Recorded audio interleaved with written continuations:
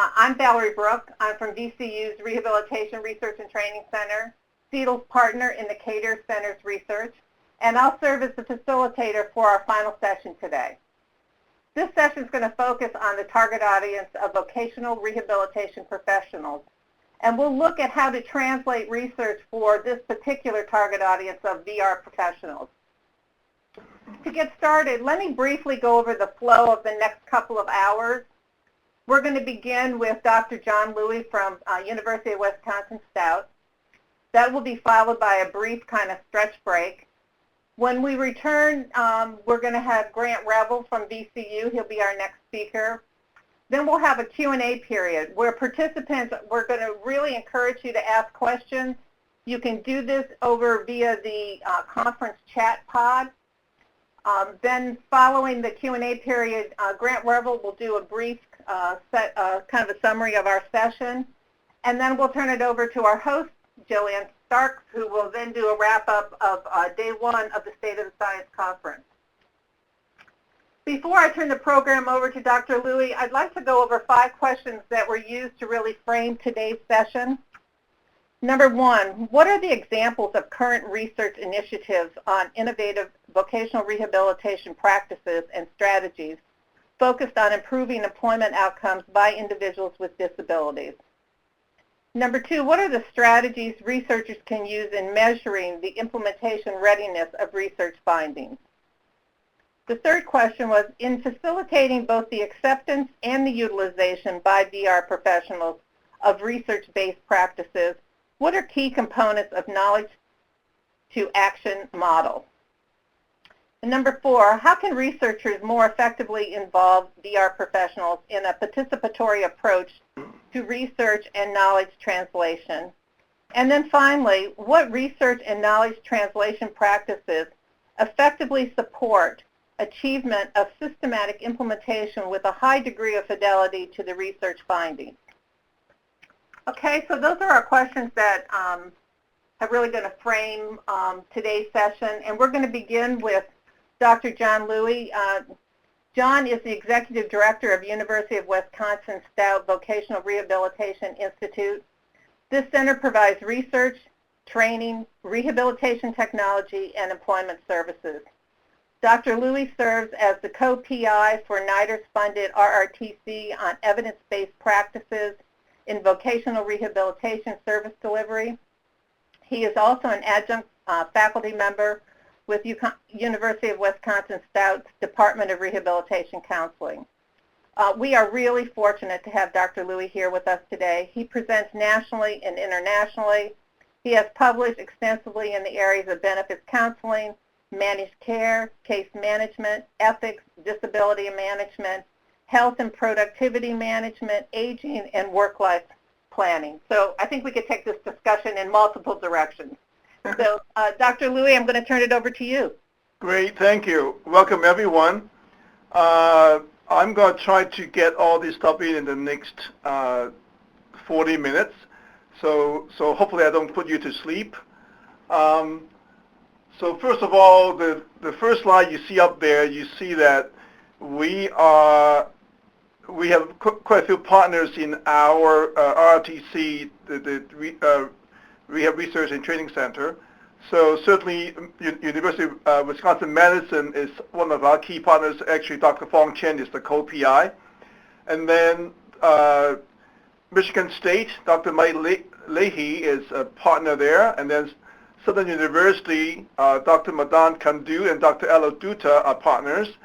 And then University of Texas in El Paso, Dr. Tim Tansey, who's now with UW-Madison, is also a partner. We still have a project with them. So those are our key partners. So this grant, as you can tell, the whole purpose is to make sure that some of our information can assist in improving the employment and quality of employment outcomes for people with disabilities, and hopefully able to communicate important research findings relating to a high-performing state VR programs, and then showcase some of the effective VR service delivery, demonstrate effective tool strategies, and also hopefully enhance and influence policy development to improve outcomes in the voc rehab system. So how this whole RRTC is set up is basically we have a research component and then we have a knowledge translation component. The research is basically composed of 3 phases, and then phase 1 informs phase 2, and then phase 2 informs phase 3. That's how it's set up. And the phase 1, we are required to do that, so we have to analyze the 911 data, which is the division of rehab data. So because we got our grant in 2010, so we are looking at 2007 to 2009 information. So just want to be clear that those are the 3 years we're looking at only. And then phase 2, we pretty much do a multiple case study as a qualitative study, and we picked 4 states, but the pilot state based on information from our phase 1. And then phase 3 are mostly involved in few particular areas. One is looking at the International Classification of Functioning, Health, and Disability as a possible vocational rehab model, as particularly looking at the personal and environmental factors, because those are contextual factors that influence each other in terms of behavior and therefore outcomes. Then we'll look at motivation. Most of that have to do with like whole positive psychology. Why are some people are motivated to want to return to work, and the resiliency is less than others. Then we also want to look at motivational interviewing, which is a very, very popular kind of technique being used today. And then finally, with that piece in phase 3, we'll be developing some tools that a counselor can use. And so we are now into our end of our 4th year. So some of the pieces in phase 3 we are still working on, and hopefully we'll finish in next year. And then the other piece of knowledge translation, as you all know, is a process of taking information gained from relevant research and delivering to the practitioners, in this case, vocational rehab counselors, so that they can use it, and hopefully they would have information in a clear and usable format. So let me go through, I don't want to go through the detail in terms of each of the phases, but I'm going to give you some summary of some of the research findings from phase 1 and phase 2. So as I mentioned, phase 1, we need to look at 911 data between 2007 and 2009. So some interesting things that popped out from that is the personal and agency characteristics have had some moderate effect on employment outcomes. Personal characteristics would be like individuals' age, education level, type of disabilities. The agency characteristics would be like caseload size, order selections, and things like that. And so what's interesting is if you are a male and you have high education attainment and you have sensory disability, actually you have higher employment outcomes. And we also noticed that vocational rehab services as well as supported employment are just effective in terms of employment outcomes. However, the quality of the supported employment outcomes are not as good. It has to do with the fact that support employment is all over the place. Some agencies are using the IPS model, the Dartmouth model, and so that is an evidence-based practice. So that with that piece, the quality of outcome is much better. When I say quality, I mean average weekly earnings, average number of hours work. Does the employment provide some form of health insurance, other benefits, and things like that? So interestingly, the actual quality of employment outcome is a much better indicator of success than the quantitative one. Regardless, I think the 911 data is telling us that to get a much better picture of how all the VR agencies are doing, we need to do a longitudinal study. It's also very clear that no agency, not one agency can do everything well. Some agencies are much better in certain areas or certain kind of populations than others. So another finding from our phase 2, we're using the consensual qualitative research method to study 4 states. One of the pilot states is actually Michigan State, and the other 4 states are Texas, Mississippi, Maryland, and Utah.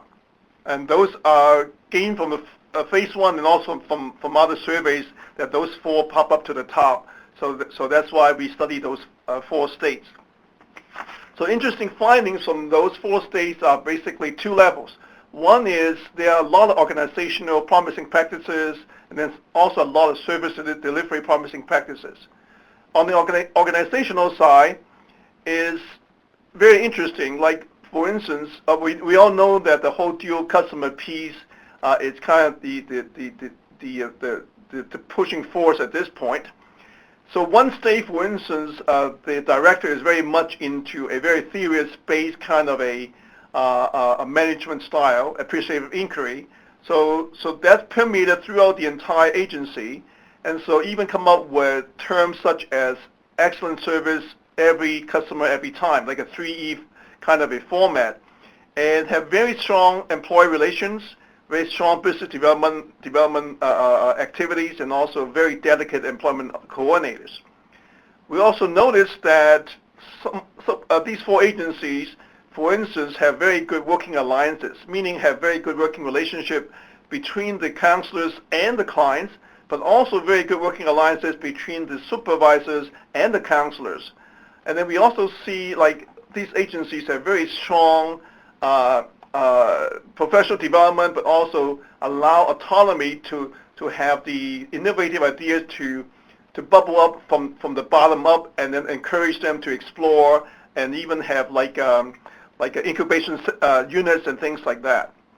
So one agency is also very good in terms of mental health and purposely use IPS as a method, and then and also go to the extent of even working with the community rehab practitioners, the CRPs, and instead of like going through the whole the CARB accreditation process, they actually do some level of certification or accreditation of those CRPs so that they can bring them up to the level they want them to come up, rather than punishing them. I'm using that word terribly, not to refer cases to them, but in a way work with them to bring them up to par so that they can use such services. And it's very obvious that these agencies also use a very strong business model, and also pay attention to the indicators that they are going after, and then so they are also very visible and also very community oriented, very community outreach. And one agency is also very big on return on investment, the whole ROI thing, and the whole quality outcome evaluation as well. And on the service delivery side, the rapid response is a major factor, meaning you get the person walk in the door or do the outreach, and you're able to get them on board very quickly. The whole rapid response piece is very important to engage the consumers. And I mean, this is nothing new, because in many other studies out there and other kind of system, the whole rapid response, the whole early intervention has always been able to get better results. And I mentioned about this one agency using the IPS model. What they have done also is they actually kind of link to the organizational side. They talk it over with the Department of Mental Health and able to come up with what I call crosswalk, able to come up with an agreement that if you accept this as eligibility criteria, we will do the same thing. So it's almost like an auto-adjudication process or auto-eligibility process, whereby if they are accepted at Department of Mental Health, they are automatically accepted at VR. The reason is many consumers are tired of filling out the forms with the same information over and over again. So they have much less interest to therefore to go down the road to walk into a DVR office, for instance. So that piece, they actually find that it actually increased their eligibility or enrollment of clients who happen to have mental health disorders. and also at the same time they use the IPS model to work with that particular population, and therefore they have very good results. And these states are also very good in terms of using specialized caseloads. Nothing new with many agencies to also do that. So they have special caseload for transition, support employment, sensory impairments, and things like that. And some of them also very much believe in benefits counseling. Now, we all don't know what that really does in terms of the employment side yet. However, what at least anecdotally they are saying that is that benefits counseling really helps to engage the consumers. They're willing to come back and continue to engage in the voc rehab process. And we all know that with that piece may also bring to a better outcome. And then also one particular state is also very big into soft skills training with all their clients and find that is going to be helpful. Now, the interesting thing, the whole key observations in this study is one very interesting thing. None of these states actually use very rigorous research protocol or any kind of technical expertise to design and carry out any kind of methodical measure to validate their practices. And this is very easily tweaked, however, it's not being done with many of these states. So in other words, many of them don't have any kind of standard protocol, very standardized way of pushing up the whole data collection piece, so therefore they can use the information to validate their practices. And also, in a way, it's really tricky because some of these practices seem to work well for these states, may not be easily replicable or transferable to, transportable to other states. And some of that we all know because of how different states can have their, say, director can be appointed, can be promoted. So those are all different, and then also the all rehab council are also very, very different in terms of how they all set up. So they create a somewhat a problem in terms of that. And the work in progress, we are still completing our a Delphi study, a verification or re-verification study of what we have experts looking at national consensus on the importance and portability of these promising practices, so in order to increase employment outcomes, and then of course I already mentioned the fact that we are still working on the ICF study, and and we have already done some study out there on motivation. As I mentioned, the whole positive psychology piece. As a matter of fact, we have some of these articles already posted in our website. And then we are looking at motivation interviewing, working with some states, Wisconsin, Texas, and Florida on motivation interviewing. And a couple other states we are doing technical assistance. The tricky thing is they came to us after they have started doing the training, so therefore we cannot really do any kind of experiment, kind of design, research design with them. We can still do some level of program evaluation with a couple of these states. And then of course we're going to develop the counselor's toolkit that's being in process as we speak.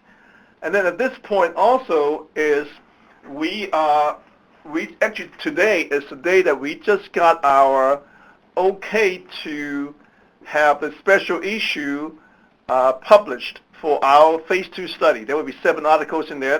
These are all findings from our phase 2 study.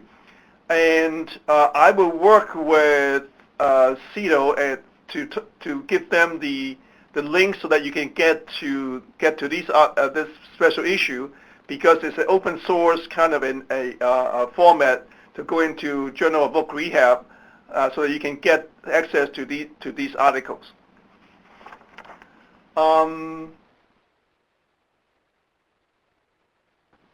So the next steps in terms of research, I'm sorry.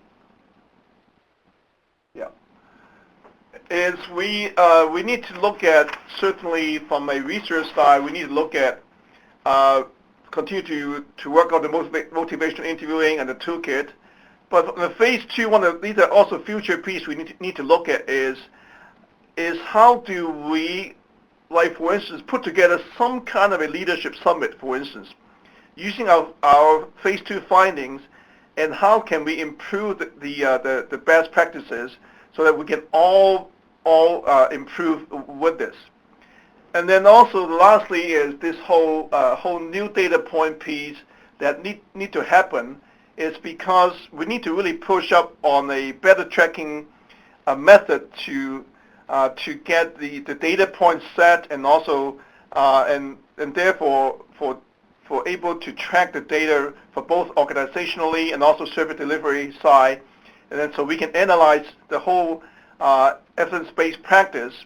The whole idea is, of course, then we can then make sure that we are using empirically supported interventions or evidence-informed practices. And so that's kind of the hope that the future piece need to happen in terms of other research need to happen on the whole evidence-based side, but also how do we use the information then or continue to improve this piece to promote evidence-based practice for the what we have services.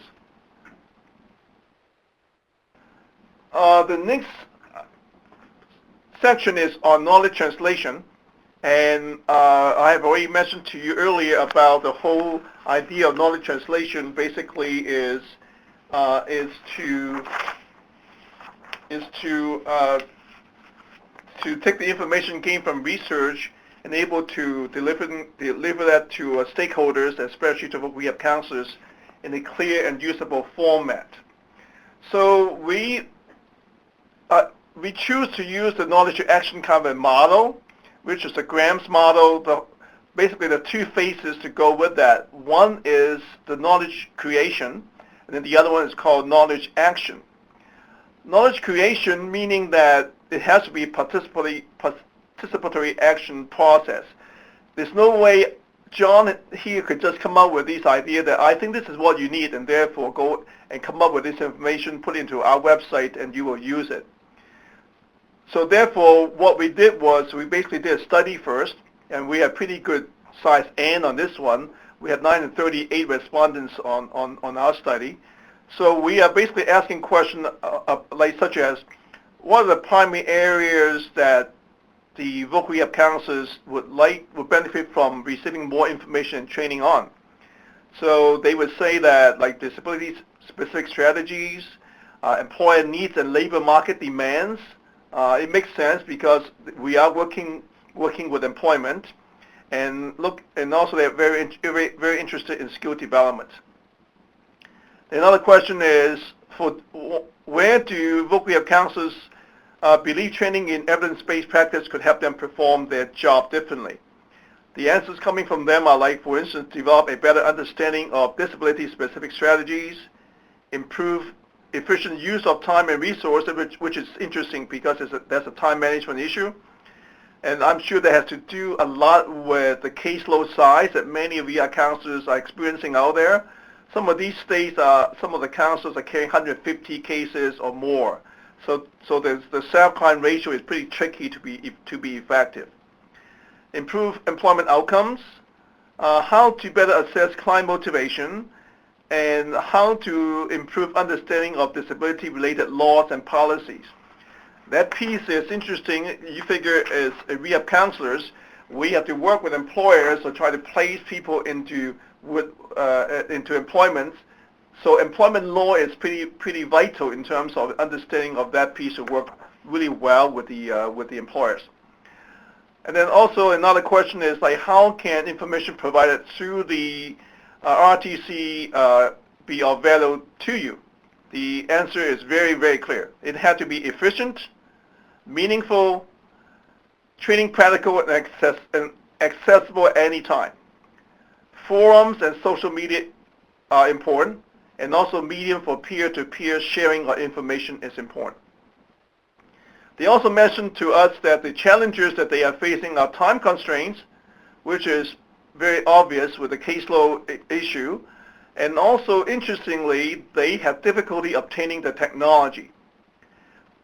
They are saying that basically they are not even allowed to have those kind of information or able to do that in their office, so therefore they cannot access information. And so followed by that, they're saying that they have access needed to participate. They're not even allowed to access that. For instance, because of the information we gain from the knowledge creation piece from our survey, so we basically, from our knowledge action piece, we are putting out web-based plain language summaries. These are basically abstracts, even simpler than abstracts of articles that consumers, we have counselors say that they would like to hear, and then we would post it out there so that they can see the PLS, and then if they like what they see, they can go and read the whole article. And if need be, we'll connect them to talk to the authors as well. We provide brief quizzes out there. We provide some self-paced training modules out there. We provide also face-to-face training at professional association conferences. We also do presentations in classrooms, and we have at conferences. The reason is many of the practitioners out there feel that they are not as well prepared by the time they get to be rehab counselors. What is telling me, and also as I mentioned, you heard that I teach, that we have not done a very good job in terms of teaching our future counselors to better use of evidence-based information and how to use research to say write an employment plan, and lay out the whole treatment plan piece. So all those are part of the whole piece, and it's important because there's also other literature supporting that. Is we need to do this as an upstream model to make sure our future counselors are well trained and well understanding how to use research information. We provide self-evaluation tool to guide a critical approach to apply EBP, quarterly newsletter, social media like Facebook, LinkedIn to do that, and we also use community of practice as well. And we are actually using one segment of LinkedIn for communities of practice also. Then we provide technical assistance, and we seek formative evaluation on a continuous basis so we can continue to tweak this piece. It's because from a knowledge to action piece, it has to be developmental because we are all at different levels of knowledge and understanding, so therefore it has to be developmental. So linking this, what I said just now, though, to that comment about access needed to participate. And if they want to have forum that's accessible at any time, and also social media is important, and if access is not allowed, it tells me something which also link back to our phase 2 analysis of organizational practice, is some organizations are not as supportive of that kind of activities in their organization. So that creates a problem. And as a matter of fact, our follow-up study, one of the articles talked about that is also that for those agencies who are supportive of evidence-based practice or promising practice, they are very supportive of also their counselors to gain those information to get professional development for that information also. So those are all linked together. So one of the pieces that we, as a RTC, want to focus on is these 3 words: acquire, apply, and share. Acquire, all these 3 words there's a continuum there. It's intention to apply, acquire, and then action to acquire, and then intention to apply, and action will be applied. The reason is, you may be interested to learn about something. That's your intention to do that. So many of you are here. That means you have already taken care of that piece, and you want to learn about this. You're here. So the next thing is, are you willing to apply this? Do you have any intention to apply this? Are you willing to try this? And then you need to try it. Then the action being taken. But more importantly, is the share part also. So all these community of practice, all these Facebook, all these other pieces, if you don't share that piece that we don't know how well it's being used, just sharing between you and your colleagues, you and other rehab counselors. But more importantly, tell those research geeks that they need to know about whether those research information that you have read about are actually useful to you or not. The reason is that's where the gap comes about, and many researchers don't have this kind of dialogue with practitioners. And this is where it falls apart. And we need to absolutely engage those two pieces, those two groups of folks together, and also get the academians to also make sure that the whole research component is usable and applicable, so that the future rehab counselors will be able to do this. So the whole acquire, apply, share is what we want to focus on to move forward in this whole knowledge translation piece. So that's also why the research to practice, the arrow goes both ways. And we are very glad, for instance, for our RRTC that we do not report to just NIDR. We report to NIDR and RSA. This has not happened for a long time, so we're very excited that that is the case. So every time we provide a quarterly report, we report to both NIDR and RSA so that they both get the information together. Because those two parties need to talk, because one is the research side, the other is the practitioner side. And so I'm glad at that level that this is happening. The arrows go both ways is because for many literature out there, it's always telling us that the research is the one direction going back to practice. So therefore, knowledge translation is just translating all these research information to practitioners. We do not believe in that, and also literature will support that, is they have to go both directions. Because we need to hear about how practitioners are doing, because ultimately, you are the driver of research. Because you are also the one who are responsible for the art of taking science and actually applying that to the practice setting. And the researchers are very removed from that. And so they need to know what is working for you, but more importantly, what's not working for you also, so that they can do their research design differently. So therefore, it's important to have that arrows go both directions. And I know on the knowledge translation side, there's a whole big piece on systematic implementation. So until we get to this point, there's no way we can get to that level to influence administrators and also policy makers and regulators. But in a way, they all need to be part of the whole knowledge translation piece, because they need to hear about what is happening with the field called voc rehab. And therefore, we all kind of be growing together with this, and also changing policies is important, but also at the administrator level, they also need to change this. So for the KT, the key stakeholders are not just the voc rehab practitioners. It has to be the users, the consumer and family members. It also needs to be the administrators, regulators, academians, and researchers, and other community partners. When I say community partners, that also therefore includes employers. That's one partner we gotta have, because voc rehab automatically imply employment. So therefore, we need to link those two pieces together. I was told that I'm only 20 minutes in. I must be flying too fast. I apologize for that.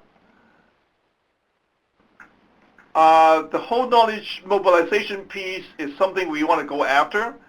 This in Canada is called integrated KT, integrated knowledge translation. What it's saying though is that I already mentioned that it had to be participatory. The whole knowledge mobilization, or IKT, integrated knowledge translation piece, meaning that, go back to that other research to KT, the arrow goes both ways, that research, for instance, need to happen with involvement of these stakeholders from the onset. And then throughout the whole development, even research questions, research design, all of that really require those stakeholders, and therefore, especially many of you are rehab counselors, to be involved with the whole process. So therefore, that whole research activity would be useful and usable for both the researchers and all those other stakeholders, and more importantly, the vocational rehab counselors. So that's a piece that we want to get in the next phase of knowledge translation is the whole knowledge mobilization piece. Ultimately, we have to impact the other stakeholders to make it work, because it cannot be just between the researchers and the practitioners. They have to be multiple stakeholders. So therefore, the driver is participatory action. It has to be, which is the process in the whole knowledge mobilization piece. And I already mentioned the fact that formative evaluation is a must, meaning that because we are all entering the field at different times, and also techniques continue to change, information continue to change, so therefore, for KT to be effective, it has to be developmental, and therefore have to cater to many, many different people, different kind of language, different kind of usage for different groups of people. And so therefore, formative evaluation is important to learn about what's working for you, what's not working for you. Then we as information providers need to treat those information so that you will be able to use it effectively to impact change and impact the case outcomes. And of course, ultimately, it's a whole systematic implementation. I talked about that, because to make changes, to make this really workable, it cannot be just between the researchers and the practitioners. It has to be with multiple stakeholders, and as I mentioned to you, the policy part is just as important. So therefore, regulators are just as important. I think that is my last slide. As I mentioned, I may be flying through this too fast, so I'm probably going to be anticipating a lot of questions from you guys. So so this is the website you can go to look at information, and as I mentioned, I'll be glad to dump that link to the CETO folks so that they can send you the, or you can go to our website and find the link to go to Journal of Voc Rehab and download those articles, which is reflecting the findings of our phase 2 study. Ultimately, you think about the whole thinking of evidence-based practice is we need to make sure that the practitioners, whatever the treatment protocol that they use, empirically supported interventions, or as I mentioned, evidence-informed practice. The reason is, and Dr. Fong Chen said it really well, evidence-based practice is advocating that every rehabilitation and health professionals should have an interest in delivering the best possible service to their consumers. We all know that because it's also part of our ethical code that we will do that. And then, and also by utilizing empirical supported interventions or evidence-informed practice, it will allow rehab counselors to fulfill their ethical obligations to their consumers. And they will take care of the whole protect consumers from harm, do no harm piece as well, the whole non-malfeasancy piece, and also result in improved efficiency in utilization of scarce resources. We are all dealing with a little bit less of money these days, so that's a justice, the principle of justice under ethical principles, and also this will also allow consumers to exercise knowledgeable and self-determination and truly informed choice. So again, this is the principle of autonomy in the ethical principles. As we all know that from research to practice, or practice to research, both directions, involves 4 phases. One is dissemination, which is the research folks who get this stuff done, send it to the users, and then it's up to the users to adopt it, to implement it. So therefore, why the apply piece is so important. And then ultimately, it's up to the rehab counselors especially to do the maintenance of it. But the maintenance of it also include updating of information, which is a competency piece, and also that's also part of an ethical requirement as well. But still, as I mentioned earlier, the vocational rehab counselors are a very important part of this whole process, because they are the magicians who are doing this great work out there and applying it in a real situation, and we as research geeks and academians need to hear about that, whether it works or not, why is it doesn't work, and how is it that we can also change it, and how do we therefore involve each other to do better research so that we can all improve this whole field together. And I think I'll just end there, if that's okay. Hey, John, this is Vicki. Yeah. I'd like to, we still have some time Yeah. before going to break. So I love this research geek. So John, the research geek, how would participants out there identify what kind of information needs to be shared, when to share it, and then how does that knowledge really inform policy? The knowledge informing policy piece is an advocacy piece, number one. But number two is also that, as I mentioned earlier, that when we do KT, we really should involve policy makers and regulators. So you think about it, we'll be, I'm being idealistic. If you can get those stakeholders together to do a participatory model, therefore design the research, that piece will come out a lot better in the long run. And then when practitioners are using the information, there are different levels of evidence-based practice. And from our analysis, most of us in our field are using what I call level 1 or level 2. So basically, maybe up to pre-post kind of research, and there's not enough of the randomized control study out there. So I think that's eventually we'll get there. I think many of us are try to get there as well. But the point, however, is the key from a practitioner standpoint is do no harm, right? So therefore, what you read about in these articles, and let me use this example, and I do training with practitioners all the time. One thing that we all know that many of us read journals, and then when we read journals, what do? We read the first paragraph or the abstract, and then we read the conclusion, and that's it, right? I'm sure you all are nodding your heads right now. I'm not admitting to that. Go ahead. Right, but then none of us are geeks that we want to read the methodology section, right? Which is fine. I would highly recommend rehab practitioners to look closely at two sections. One is the sampling section. The sampling piece is important because it tells you whether that sample that the researcher is using are really actually applicable to the client or clients I'm working with.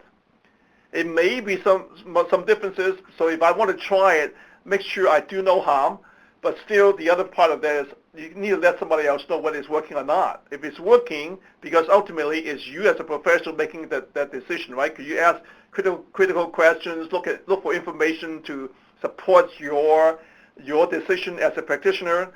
The doctors do that all the time, okay?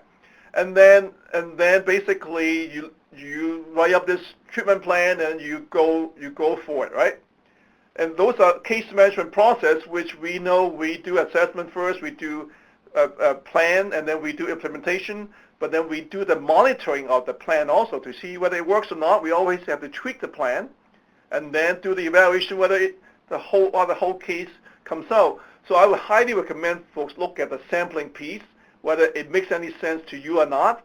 And then also when you look at the article, read one section called limitations. Every single research have limitations, meaning like are they really looking at the right population, or the population too big, too small, and are there any other issues? If there are surveys that are self-reported, what are some of those problems with self-reporting surveys and things like that? So I think that's the way that we as users of the information need to learn better how to use it. And this is why I said that we as teachers are not doing a great job in terms of teasing that piece out, help our students look at that piece when they become practitioners. And I have no doubt saying that to teachers. That's very helpful. Thank you. I think we have time for just another question too before the break. So I know you're doing a lot of work with students just from where you're at, but it also seems that you're also working with rehab counselors. Yep. And in my experience also is that they have just enormous caseloads. I mean, just really daunting size caseloads.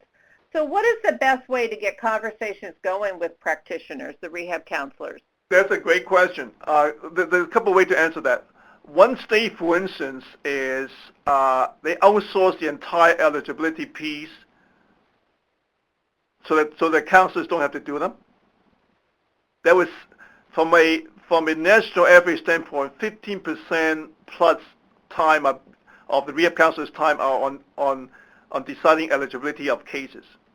Some are using other support staff to do that, and then ultimately they still need to make the decision. And one state that we study actually outsourced this whole piece, and they find that the rehab counselors are a lot happier, and they can manage the caseload a lot better. So I think that piece is important. So I talked about the whole communities of practice piece. That piece is some other people would call it learning communities, although there's slight differences. Let's don't worry about that part. But learning communities is pretty much like have I walked down to the office to even talk to someone, okay? Or community of practice, because it's so great that you can use the Facebook or LinkedIn to do that. I could ask someone where I'm sitting in Wisconsin, in California, have they experienced something like that before? Throughout discussion, and maybe they can tell me something that they have tried and worked really well, and maybe I may want to try it. So those are the pieces that we as practitioners need to do that all the time. That's why we all go to conferences. And I can also tell you that doctors do that all the time also, okay? So I think that piece is important. One of the examples I will give is like in the classroom, we actually give cases, in one case to all these are grad students, and they have to come up with a treatment plan. And then I put them in groups, and then they talk about their own treatment plan, discuss that, and then amazingly, there's some changes in terms of their treatment plan. So I gave them 3 articles, the link to that particular kind of a case, have them look at them. Amazingly, they have some changes, and some said, nope, I did not make any changes, which is fine. When you don't make any changes, what it's telling me that it has verified something for you that you think you feel that you're doing the right thing. The whole idea here is able to share information and able to grow together and be a better practitioner. But many of this stuff can be done very easily. Like I said, however, remember I mentioned about the challenges there. Only if the agency allows you to have access to Facebook, for instance, or LinkedIn, that you can join these discussion groups and things like that, So yeah. So that piece is just important. We need to make sure the administrators are supportive of this kind of a process to improve their skill sets of their counselors also.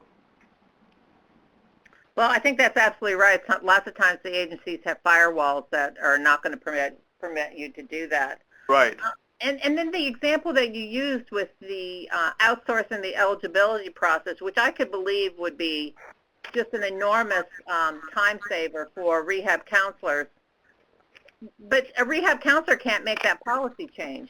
How then do you get that practice if you find that it is a very useful practice? How do you get that policy change? It's not a policy change. The Rehab Act did not say that all the Rehab Act is saying that decision needs to be made by the rehab counselor. Does not say that the prelim work cannot be done by somebody else. Yeah, I guess I used the wrong word. So it's not, but the rehab counselor is not going to have the authority to make that change within their department. It's really got. Very, very good point. And that's exactly where, like, some of these findings for instance, from our study need to be shared out there so that other agencies can learn from each other. And certainly for VR, they have the CSA VR, which is the Council of State Administrators. And more importantly, they need to share the information with each other and see or try if it works for their agency. Like I said, it's not as easily transportable because of different culture or different structure or different state how they appoint directors. But still, this information need to be shared with each other at all different levels. Because our phase 2 study actually involved 3 levels: the highest administration level, and the mid-level, and also the practitioners. And it's a very interesting outcome that comes out from that. And basically, the practitioners supported the administrative moves, especially they allow autonomy, therefore allow the innovative ideas to bubble up from the grassroots instead of just everything from the top also. So a lot of these are also organizational culture issues that need to be resolved as well. Okay, well, welcome back. I just want to begin by just thanking John, Louie. That was just a fabulous session. I just enjoyed it thoroughly. So we're going to begin next with Grant Revel. Then we're going to have a Q&A period from about 4:10 to 4:40. So if as Grant's talking, or if you start reflecting on John's presentation, feel free to post questions in the conference chat area, and I'll keep looking for those and pull them at the time that we have the Q&A period. All right. So Grant will be our next speaker. Grant Revel has served as a faculty member and research associate at VCU's RRTC for 25 years. He has extensive experience in the areas of policy analysis and funding related to state level and national implementation of employment supports for individuals with significant disabilities. Prior to coming to VCU, Grant worked for 15 years at our Virginia State Department of Rehabilitation Services, and he served as a principal investigator for a 5-year federally funded Support and Employment Systems Change Grant in Virginia. Grant actually began his career as a rehabilitation counselor, and over the years has performed a variety of central office responsibilities, including State Developmental Disabilities Coordinator, Program Planning, Development and Evaluation, and Community Rehabilitation Program Specialist. Grant publishes regularly on employment and rehabilitation, and he serves on the editorial board for the Journal of Vocational Rehabilitation. So, Grant, take it away. Thank you, Vicki. And I do want to thank John for a couple of things. One is in preparing for the day, his high degree of consideration and professionalism, and just meeting all the marks and giving just excellent information. And John, I really do very much appreciate that. I wanted to, over the next hour or so, I have like 3 different hats I will be wearing. The first is as a respondent. The second is to give a summary of the knowledge translation research in the area of employment that we're conducting here at the Research and Training Center in cooperation with CETL. And the third is a participant in the Q&A activity. And I guess the fourth is doing a kind of a wrap-up for this session. So I'm kind of dividing some information, and we'll be responding more specifically to John's presentation in a little bit later. But I wanted to, in listening to the progression that John went through in responding to the 5 questions, it really brought to mind a couple of things. One is that I do know that each one of us listening to the call, we're hearing the same information, but we're translating that information into different individual perspectives. And I think for many of us, it's perspectives based on our research experience, our training experience, our practitioner experience. And as Vicki said in the introduction, I just passed my 40-year period of working in this field, and started as a vocational rehabilitation counselor in 1974. And in that time, I think I kind of had one foot in as a practitioner, and equal weight on the other side in terms of research, training, technical assistance. And I wanted just to go through very quickly kind of a perspective on research to practice that developed through that experience. And I don't want to bore you with history, but I think hopefully I'll be able to connect it back to what John presented and the intent. I did start as a vocational rehabilitation counselor in 1974 in a school, but basically it was a school unit program. I had an unusual caseload. I had a caseload instead of your typical middle school, high school. I had a population that was basically came from what was then called, and we have language has changed, but basically they were the special, more segregated schools in the public school system. And one was a center that was youth up through high school age who had been impacted by cerebral palsy attended. One was the set-aside program for individuals with moderate intellectual disabilities. I was also working with the adolescent clinic at our teaching hospital. It was quite an interesting caseload.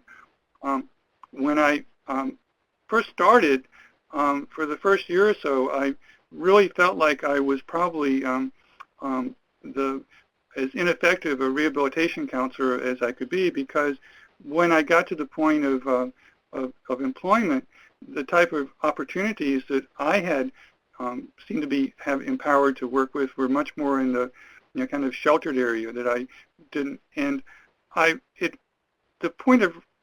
was most fortunate to be in working in Richmond at the point in time where the research work was going on what became known as supported employment, and was able as a counselor to participate in that research in the sense that a number of individuals from my caseload were brought into the research group and were actually placed and supported and successful in employment. And I learned a number of lessons through that experience that really have marked me for these 40 years that followed. And the first is the incredible importance of a vocational rehabilitation counselor having access to resources that support employment, being aware of those resources, being able to determine when those resources are effective and when those resources are not effective, to be very much involved with the stakeholders, the clientele, however you want to describe it, and with their families, and to be able to work very effectively on a team basis. I think all of what I just said reinforces points that John made in his presentation. And I think this is, for me, I actually was able to participate in a research to practice experience.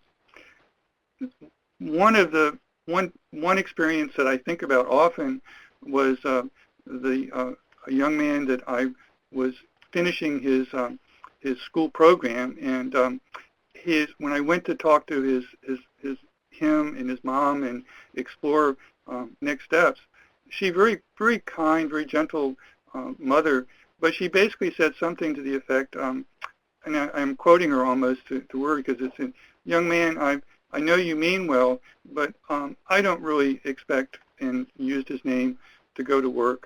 But you go ahead and give it a try, and but I won't be, I won't hold it against you if you're not successful. What that was communicating was that she had been told pretty much all her life with this young man that his possibilities were limited, his abilities were limited, and that he would, she really shouldn't have those kinds of expectations for him. With the help of some incredible people, one of whom is on this phone, Vicki Brooke, who I call the world's greatest job coach, the young man did go to work. And what happened with this mom is that she became one of the strongest family advocates, and worked hard in encouraging other families to participate, to kind of change their expectations. And again, this was kind of a research to practice experience that involving a stakeholder, where she actually saw for herself and the promise that had really been held back from her about her son, and we went on from there. I think in using some of John's terms, that what we went through with that, and again, I was most fortunate, was both the acquisition of information, of knowledge, of putting the pieces together, but also the application of that knowledge to practice. And what is very important is that we do have, we're not going to be able to have that quality of research going on in the location for every vocational rehabilitation counselor, but either directly or through the many tools that have been talked about today. It is incredibly important that we have this participatory activity involved in research and in the application of research across the stakeholders, and whether they be the individual who we're attempting to impact, that person's family, the vocational rehabilitation counselor, and then, as I'll talk about a little bit more soon, the full vocational rehabilitation agency, but also the team members in the community that are a part of that. The next step that I went to from my caseload was going into the central office of the Vocational Rehabilitation Agency.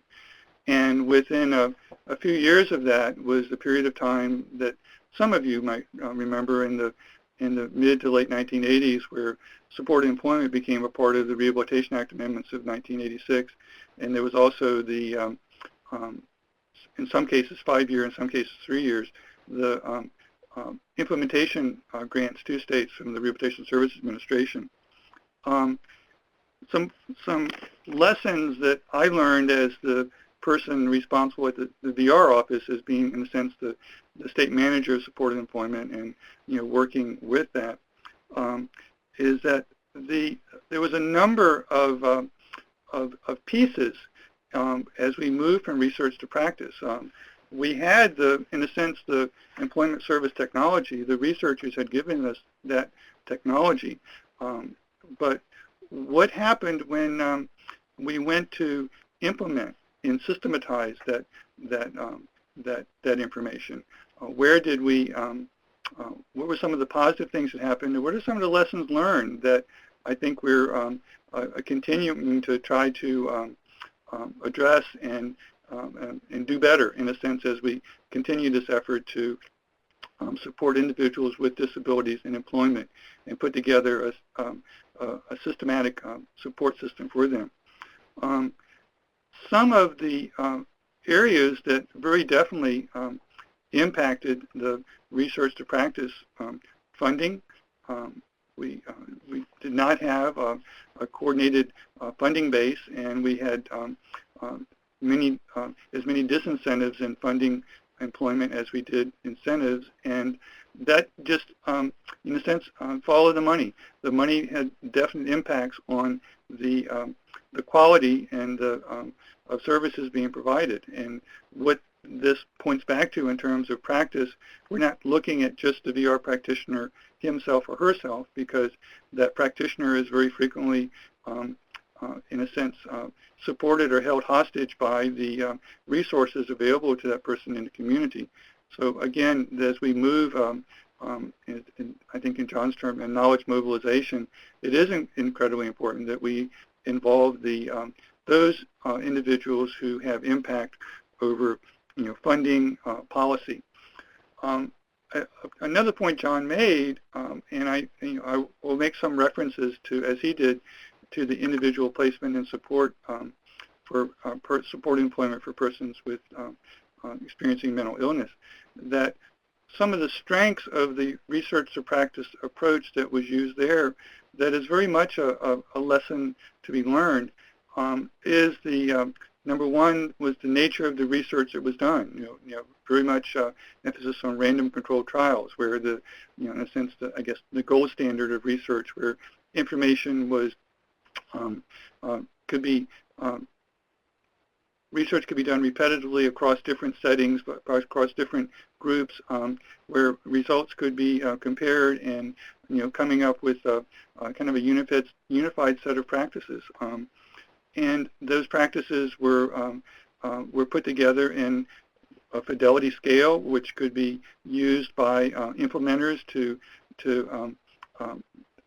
to measure the extent to which the way services are being provided are consistent with the research best practices. It can also be used by vocational rehabilitation counselors as a way to differentiate high-performing from lower-performing programs, and it can be used by stakeholders, by participants, in a way of helping to decide what program seems to be generating the quality outcomes, as John referred to, in terms of type of jobs, consistency of jobs with personal and career preferences, wages, hours, a variety. Those are that we did and do have with supported employment a very splendid implementation. Some places doing it with high quality, other places that are kind of picked and choose from what was the original best practices. And I do think we need to go back, starting with the research, as the research moves towards application and systemization, that research generates the type of quality measures that the various stages of implementation and the various participants in implementation can use to assure that the research is maintaining, that the application is maintaining the integrity of the research. One of the pieces that we used in my experience to as we moved with application was the wanting to be sure that the implementation process was an ongoing process, and it didn't involve it wasn't limited to let's get some fact sheets out, let's get some journal articles out, let's pull people together for training, awareness training. That those are potentially steps in the process, but what's incredibly important, and this is the various tools in knowledge translation, and it's been very interesting today to hear of the tools that are available to us now, that are not limited to more the face-to-face that applications that. But what we did, which I think has merit, is we put together, we call them regional forums, where the implementers at the local level would come together on a regular basis to go over their experience, what issues maybe they're facing with the folks that are the policymakers being involved in these meetings. So we could hear and we could take that message back to the policy deciders, and that we also, what was important there was to reinforce the team aspects. And this is the one part that I still struggle with sometimes with web-based in terms of face-to-face, is that sometimes among our service providers there's some degree of competition because of funding, and you don't always get that kind of cohesiveness in meetings. And what we were able to do is basically share best practices, share successes, and help each other to be better without necessarily asking people to give up information that was unique to their particular program. I'm not sure I'm saying that very well, but we need in our knowledge translation to understand that in Virginia, those of you who are familiar with Virginia know that the southwest section of our state, which is rural, I believe I was looking at something last night, the average family income in some of those southwest counties is $30,000. As compared to our Northern Virginia section, I think Loudoun County had an average family income of $114,000. The stakeholders, the culture, the individuals, the experiences, the resources in the community vary greatly in those two communities. And the way we approach kind of an ongoing support to implementation needs to recognize that this variety within communities themselves, within our states and nationally, and that the knowledge translation needs to account for that kind of differences in audiences and difference in stakeholders and difference in resources that we are working with.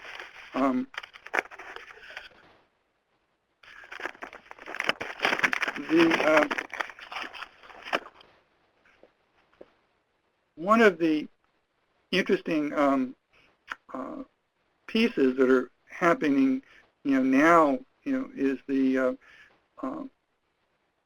as compared to the experiences that I talked about earlier, in some of the initial implementation activities, is the for VR practitioners is the emphasis on employment first, and where we're hopefully coming together with a cohesive set of funding, of policies, as the with the home and community-based waiver, and as CMS is in a sense rewriting its definitions and regulations regarding day programs, and making sure that individuals understand these are not meant to be lifelong programs, that if you're doing pre-vocational services, those services need to be oriented towards employment. I think there is, instead of having disincentives in funding, where there's beginning to be priorities set on employment first, and having the funding match that.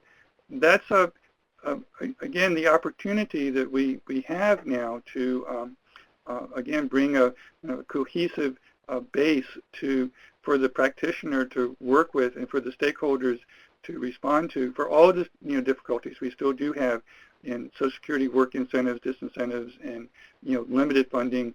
But there is in a sense, an employment culture that is supporting the work of the VR practitioner and of the stakeholder interested in employment, that I think we can hopefully have a more open audience, as in John's talked about, in participatory research, and having the policymakers involved in the research to application, and having more of an open ear as states begin looking at the expectations and responding to regulations. I have one story I wanted to say that for me is again one of those memories that I take forward in terms of participatory research.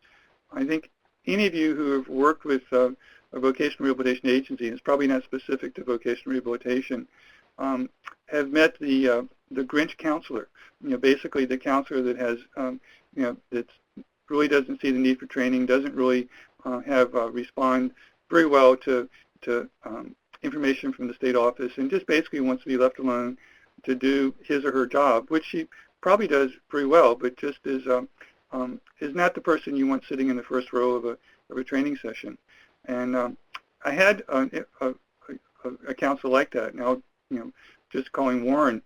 And as we were doing the supported employment implementation trainings and awareness, basically could tell it wasn't connecting with him, and which wasn't unusual. A lot of stuff didn't connect very well with him.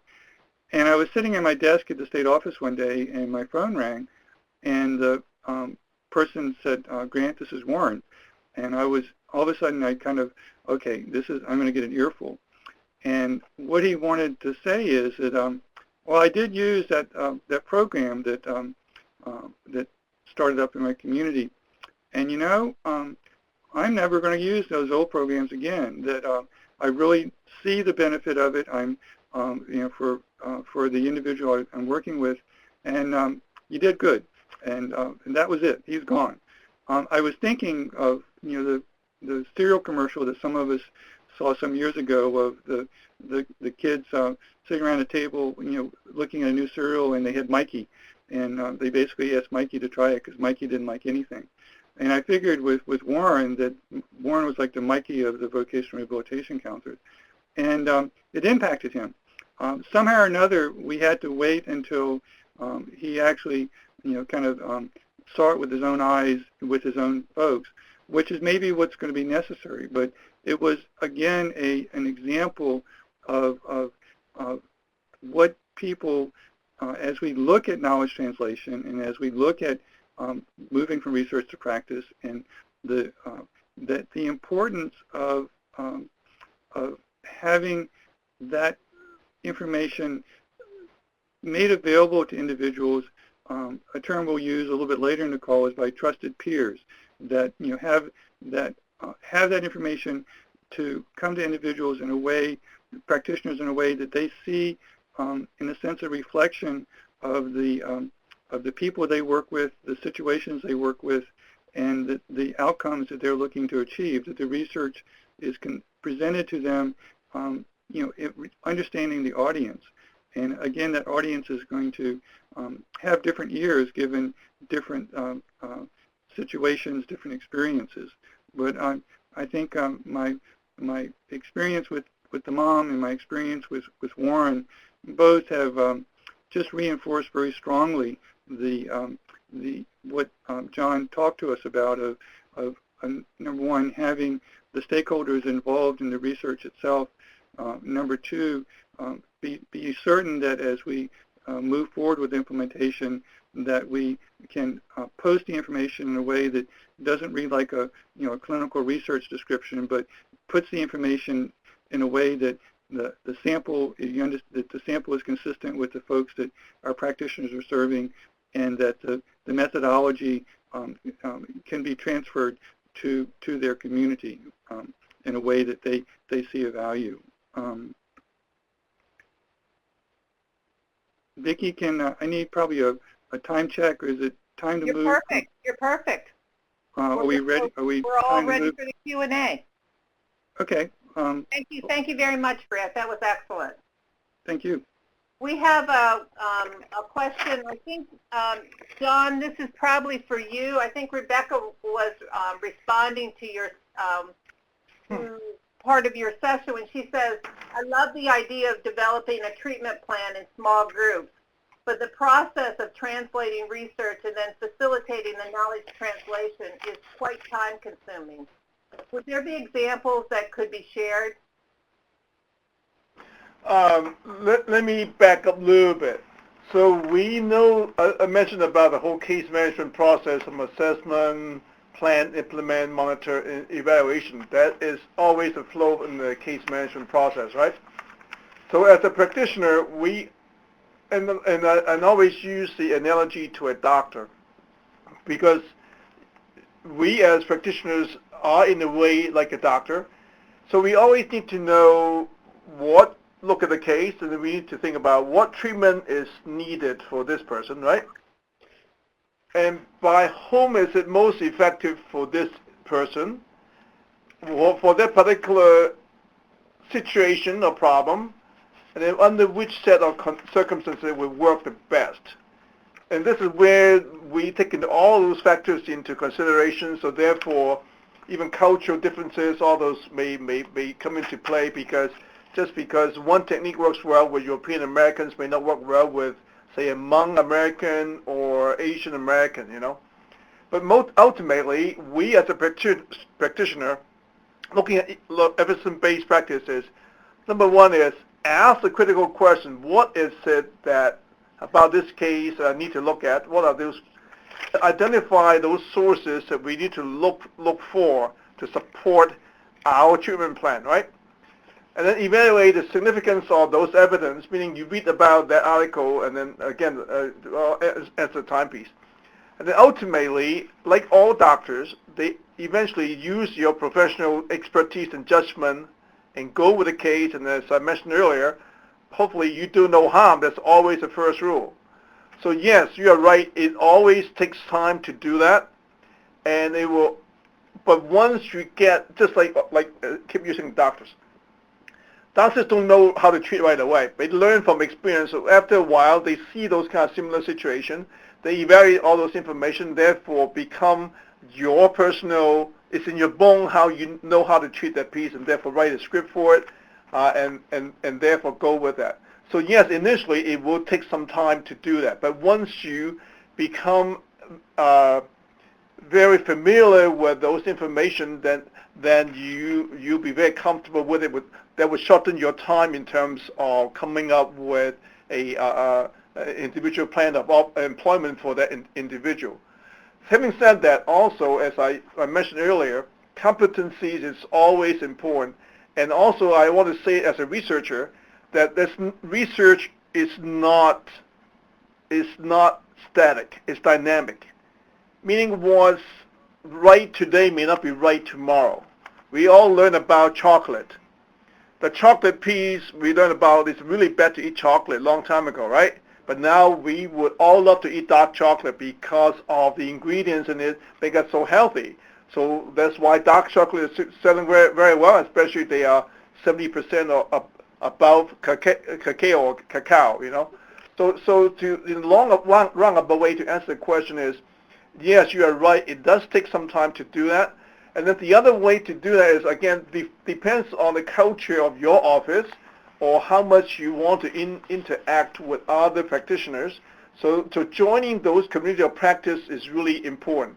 And it's in a way very easy to do. You figure you can use a LinkedIn and just go in and just like a few people in your office or in some folks in another office 100 miles from your office or somebody from California that you know, and just pose those kind of questions for discussion so that you all grow from it. That's the most important part for us as practitioners, that we need to get to that piece. And I understand fully with the caseload that we are all dealing with, that's not easy, but you will find that once you gain those kind of confidence and information, you will find that you can even manage those cases a lot easier, besides the fact that you may have better outcome of those cases. Thank you very much, John. That's really helpful. We have another question here from Kim, and really this could be either John or Grant. Maybe Grant first and then John. Okay. Are there examples of where employment specialists, rehab counselors, and special educators were able to coordinate their particular expertise? And if so, what were the sources of funding?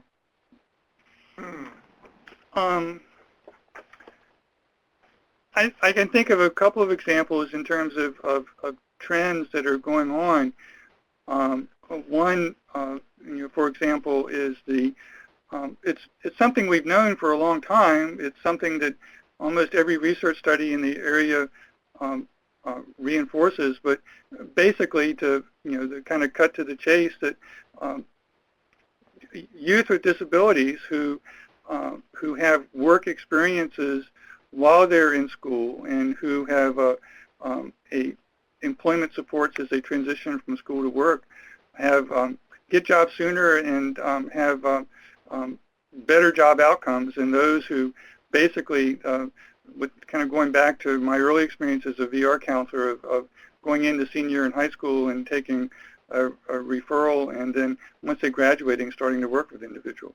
So getting back to the question, I think that there's a number of examples. I know here at the Research and Training Center, something that Vicki is very much involved in is research, and I think we're moving from acquiring information to applying information in the area of project search with a population of youth impacted by autism, and where the local school system, the local vocational rehabilitation agent, or the state vocational rehabilitation agency, and in some instances employment organizations, employment support organizations, community rehabilitation programs are working together, and the funding is, the school system is putting funding into the teacher working with, at the employment site, being a part of that program. Vocational rehabilitation is involved as a counselor and is also involved in a sense of fee-for-service arrangement with employment service providers to pull all this together in a way that what is accomplished is an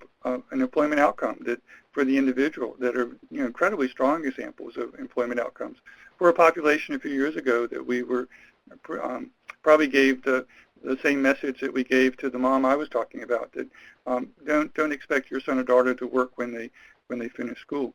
So I think there's a number of examples of those kinds of arrangements for and I think vocational rehabilitation, I can pay some now, I can pay more later, and not to be crass about it, but in the sense of learning that if we go about this in a team kind of way, where we work with the schools, and the schools put resources into it, and we work with our community, and we have what I think John referred to as kind of a rapid response to these individuals, instead of having them sit at home for 6 months or a year after graduation, where it just reduces the opportunity. So that's my example, and that's my experience, and our exposure to other individuals. There's a lot of that going on nationwide. John? Well, I think I gave the example earlier about that one state, they're able to integrate the whole eligibility process for Department of Mental Health and VR. So the key word there is collaboration.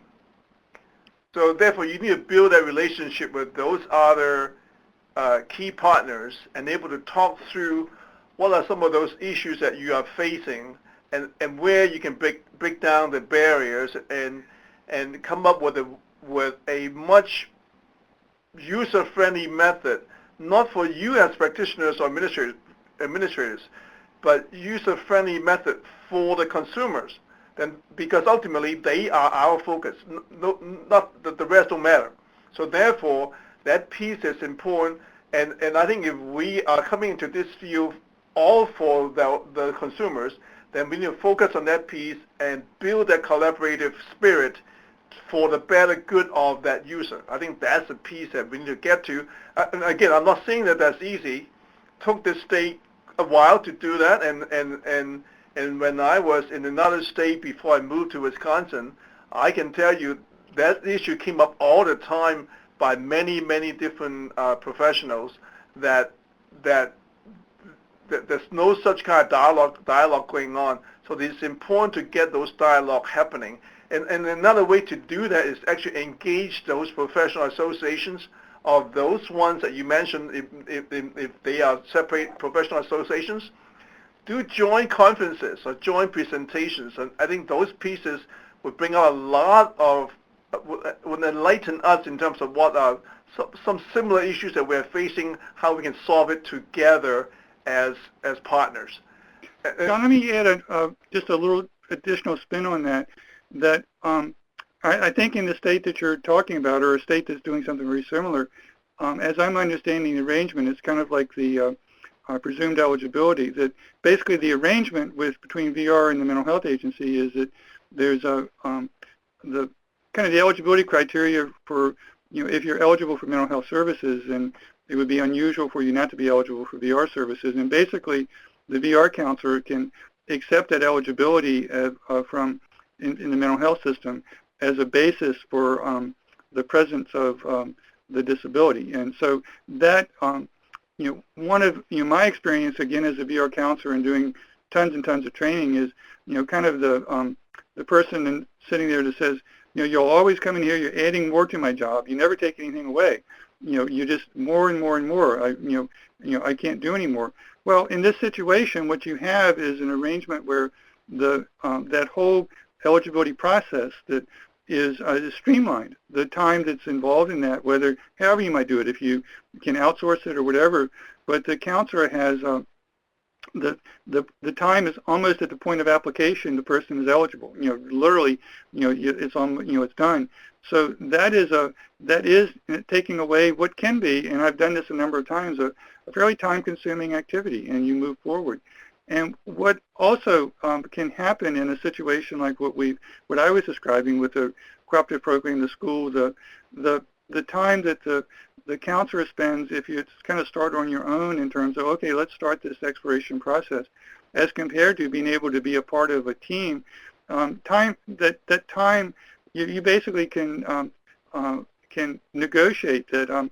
Well, we're doing this, so can you do in this situation some more of this, and that VR can participate, and its funds can be used in a different way than as compared to having to do a bunch of stuff for getting diagnostics and whatever. So I think it's a win-win situation, and we need to approach it in that way and translate the knowledge in that way. Great, thank you both. We have a question here from Kirsten. Besides challenges of limited time and limited access to research information, VR practitioners also face challenges in translating research information, which I think we just heard too. Typically written by researchers for researchers into practical applications. The idea of plain language summaries is both intriguing and useful. What other strategies can researchers adopt to make their findings more clearly and directly relevant to practitioners? Yeah, the plain language summary is really nothing new. It's just that our field doesn't use it much, and the medical field, like the Cochrane collaboration, they use PLS as a way to get information out to the practitioners. And you're right, us geeks all write papers and also do research and then write up all these things that almost in a totally different language that nobody else could understand. Some of that stuff is the field's expectation of rigor. So like if the information is not provided like that, I could not even get it published. So some of that is the publisher's issue. And I'm also seeing some journals are also having papers where one is peer-reviewed, the other one is not section. So allow other practitioners to provide those kind of papers up there, which will be in a technical sense almost like a level 5 level kind of in the EBP level, but still it's a way to look at emerging practices so that we can talk about it as practitioners. Because let's face it, right? The book doesn't come until it's been in practice for many years. So practitioners have a lot of power in a sense. By the time it becomes a book, it's almost 10 years late, or becomes a journal article, it's almost 10 years late. So that piece, we as practitioners gotta believe that we have that kind of power and able to shape things. Yes, we do not put them into those research geeks language, but the point, however, is our information is just as important for them to learn about, and they can help us design those kind of research. And that's also why the whole participatory action research is so important, and that's why the knowledge mobilization piece is important, because ultimately researchers, if they just do that on their own, it's going to be just empty noise. Nobody's going to even use the information. Then what good is it for the intended user, which is our clients? So researchers need to also wake up to that fact. But I really think that's why it's so important that it's important to involve the stakeholders, especially practitioners, in day one before we do research. Because I say it again, you are the one who knows the problems and know what you are facing. These research folks may don't have that kind of day-to-day experience of that, and they need to know that and learn that. So besides PLS, some of the other pieces is really up to the researchers whether they use other methods to provide information out there to highlight what they practice, so that practitioners can use the information. You know. John, a couple of things. One, I've always subscribed to the idea that one picture is worth 1,000 words, and there's certain times we need to use 1,000 words to get the research credibility. But when we move from, if it's credible, we move to the application. A picture can be very valuable, and so that's you can take what we put into a research study description and turn that into, whether it's case studies or basically application where that involves the various participants and with the outcome. And I think that is one way that I know practitioners respond very frequently to, if you can sense not tell them what you're trying to, but show them in a way that is very helpful.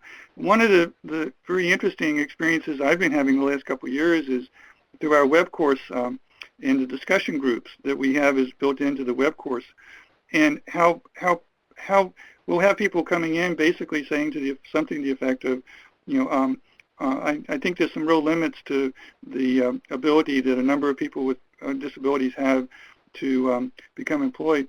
And what will happen over the 12-week period as they begin hearing the about the experiences of other practitioners in kind of coming along step by step.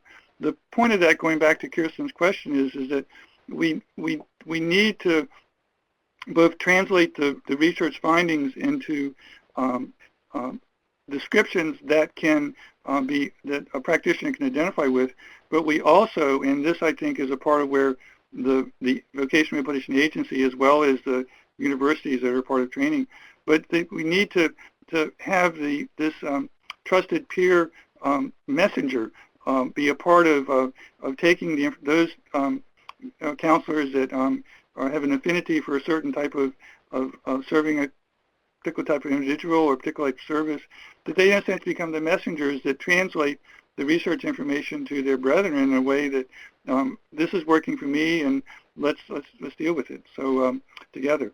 So that's my sense of that. Thank you very much. I have just one more question I want to get out before I turn this back over to you, Grant, for a summary. And I think this is for you, John. Yep. What were your findings regarding counselors having specialized caseloads? And also, does your research have any thoughts on optimal size caseloads? No, we don't have any data on what the optimal size is. I think this is where I think the practitioners can have better sense, because it really depends on the type of clientele that you're working with, the type of disabilities, how significant and severe they are. So all those are factors that would impact the optimal size. And in a way, I think practitioners can have better sense of that than the researchers do. And I want to also emphasize that piece is like, especially something like that, to me, those are what I call practice-based evidence. Instead of evidence-based practice, actually practice-based evidence, that practitioners have those kind of information that researchers just doesn't have. But in terms of about specialized caseload, what we have found was that in those states that we study, that those states with specialized caseload, they usually have much better case outcomes with those particular cases they're working with. And also, well, it makes sense because they know the clientele, but also they know the other parties they have to work with. So, for example, if for the specialized caseload in transition, they work really well with the school systems and the school counselors and the school teachers, and as well as the family members. And actually, as a matter of fact, many these states, these agencies would actually make sure that the school will provide offices for their caseworkers, for the counselors in their building, so that they almost appear to be part of the team. And that changes the whole feeling for the students, for the youth, as well as for the school teachers and other school personnel as well. So a lot of those are not just in terms of caseload, but more, there's a lot of environmental dynamics in there that changes the whole culture about what that special caseload would impact. Very helpful. Thank you, John. I love that practice-based evidence. Yeah. So at this time, I'm going to turn it over to Grant Revel. Okay. In the time we have left, I want to do two things. I want to go through a quick summary of the knowledge and application of evidence-based practices that research that is being conducted as a part of this this project, and some folks here at the Research and Training Center have done some heavy lifting in some of the areas that I'm about to talk about, and we a lot of support from CETL for this, so it's pretty much a team activity. But one of the areas that we are looking at is, again, the knowledge and application of evidence-based practice by state VR staff. There's involved in a sense a three-step research design.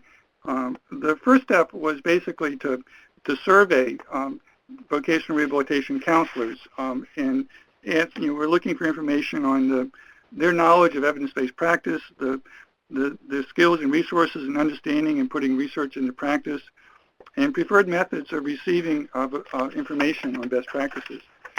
We worked with 6 states, had a total of 535 participants in the research. For the most part, The majority of these were vocational rehabilitation counselors. About a fourth were senior VR counselors, and then some remaining were VR supervisors.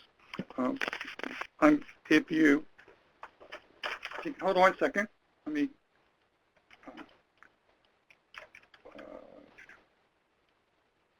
Okay, shifting gears here.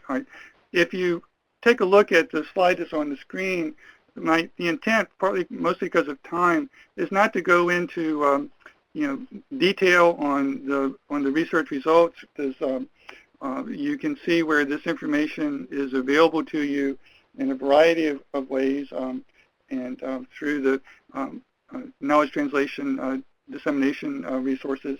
And I would encourage you to take a look at these fact sheets and an article that's been put together.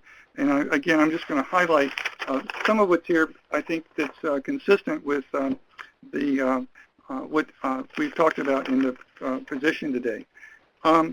One interesting part that I found in terms of being a part of this research and looking at the results is when you talk about an evidence-based practice, there was pretty good recognition of the term, but things like research-based, documented evidence, proven effective, that's how that term is translated into the mind of vocational rehabilitation practitioners.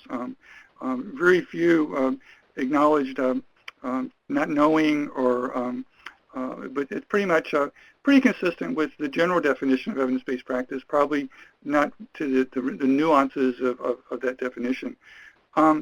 There's an interesting progression that went on here.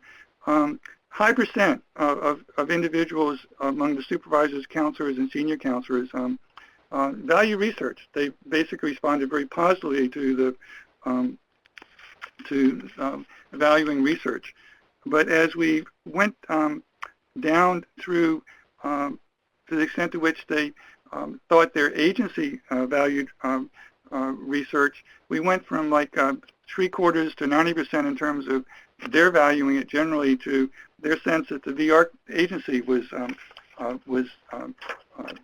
valued evidence-based practices in terms of the VR practice within their agency. And then when we ask about their use of evidence-based practice, not high value, but use, we got responses about 41% of the VR counselors and about 55% of the VR supervisors indicated that actual use of evidence-based practice. So we have a disconnect there in terms of from value to application. That I think informs us that we need to look at the knowledge translation strategies that we're using in a way for all the things that we've talked about today. Is it useful? Is it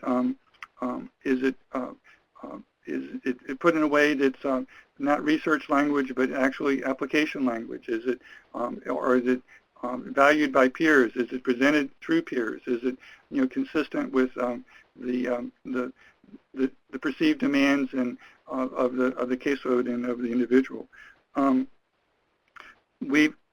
There are some characteristics of the counselors who responded to the higher level in terms of their use. One part was the value of performance-based practices, but they also they're skilled in using research in their jobs. And I know as a VR counselor and having worked around that area, that's people come into that job from different trainings, master's level, whatever, where maybe research has been a part. But others are, when there's discussion about the best VR counselor is a person who's worked in business, because they know how to communicate with business, they understand about jobs. Well, that type of background doesn't necessarily prepare you in terms of using research, and so you do have this variety of skill base in using application. Another part of it that what counselors who they use performance-based practices that are clearly described in the research, that are clear, and that that can are presented in a way that can be applied to application very clearly. The last part of this that wanted to emphasize is that in terms of knowledge translation and some of what we pulled from this research in terms of characteristics of that need to impact knowledge translation or inform knowledge translation is disseminate information on the actual application with the VR system to VR practitioners. We can disseminate information regarding a research study done in a setting, but it's most powerful when we can translate that information in a way that the VR counselor looking at it sees the VR setting and sees the VR application. Use of trusted peers in dissemination. We've gone over that point numerous times today in a variety of different ways, but the incredible impact of a trusted peer being the messenger as compared to research. And the third part, and I think this goes back to what John has done with the 4 agencies in terms of what agencies are most receptive to research, what agencies are most communicating clearly to practitioners the value placed on employment-based practices by VR administrators, managers, and senior VR counselors. That there is a connect with for the counselor to what the agency is seeking, what the agency is supporting, and from manager and counselor level. The next step, or the second step in the research that we're doing is doing a systematic review of employment practices. And one area that came out very clearly is the support employment for individuals who have experienced a traumatic brain injury does meet the standard of employment-based practices. So the next step, and this is we're currently assembling in a sense, the research pool to do this. The next step is to looking at different KT strategies and what strategy the counselors respond the best to. And what we have is a comparison between putting a group together that would get information through a series of fact sheets, and as compared to a group of counselors who will get information through a series of webcasts, and then doing pre and post, and seeing what seems to be in those examples the way that information is translated most effectively in the most satisfactory way to the counselors. That is a very thumbnail description of the research activities, but again, we have more information, particularly on the first step in terms of the survey of VR counselors. There's a lot of information that's posted that's available to you that I encourage you to seek out. Thank you, Grant. I think I do. I think I need Are you ready to do a wrap-up for us? Unless you want to do it. No, just kidding. The wrap-up is going back through the 5 questions that Vicki read out at the beginning, and listening to John and listening to the discussions. I feel like sometimes I'm repeating myself in this, but I think what came out very clearly is in terms of that the importance of concentration on the research itself, and as coming out with research that is well documented, that is useful. I think the term that John used, research for research's sake, is of little value, but research that responds to a need, that support strategies like fidelity scales, counselor toolkits, anything that we can do to take the research and put it in a way that makes it as transferable, as transparent, as useful as possible is very important. But the corresponding part here is in looking at implementation is the audience, and we have John gave examples of the state agencies that put a premium on excellent service, that have put a premium on working alliances, that invest in ongoing professional development. the knowledge translation strategies that will be useful to those agencies might be different from the knowledge translation strategies where we have an audience that is not as well supported in trying to take this information. So I think it's very important that we be as flexible and as broad-based as we can in utilizing the various forms of knowledge translation that we have available. I really liked John's idea as a part of that, of moving through the phases of research, and as we move towards implementation and systemic implementation of doing leadership summits, and finding ways to bring together in a shared audience the stakeholders, the practitioners, and the leaders, whoever they might be, to look together at the information that's been developed through research and that's ready to be, implementation readiness is there and is ready to be moved forward. I do think that some of the points John made about what are the hurdles that maybe practitioners sometimes face, and even if they're well-meaning, and one is they do need particularly a counselor that either a specialty counselor that is working with a specific caseload, or a general counselor that has a variety of individuals with different disabilities or different needs.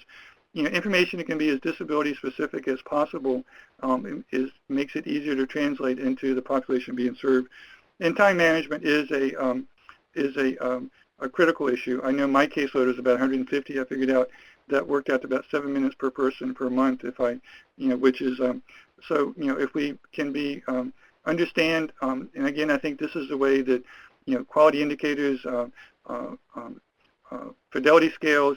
These are tools that a counselor can use to translate a multiple-page research study into the core areas that constitute best practice, and can measure the extent to which that practice is being followed effectively by providers in the community.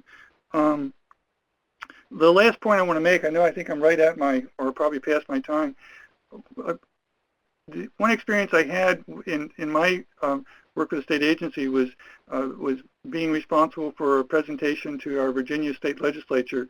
Basically the intent was seeking funds for supported employment they were very polite, very receptive, but I was one of many state bureaucrats that presented to them. What we had a good sense to do was we brought a couple of employers in, and the employers in 10 minutes generated the funding that we had spent hours talking about. It was they were in a sense the trusted peer of the legislature. They listened to the employer. They didn't not listen to the state agency folks, but they really listened to the employer. So I think again, as we look at our audiences and we look at knowledge translation, reinforcing the importance of matching the audience to the peer that they can use that information most effectively from, or translate the information. I think that's it. All right, thank you, Grant. I guess we'll turn it over to you, Joanne. Thank you very much. I want to thank you for really a great presentation this afternoon. We've heard several great presentations this afternoon. We had 2 great sessions. I'm going to just do a real quick review, remind everybody. Hopefully everyone was here to participate.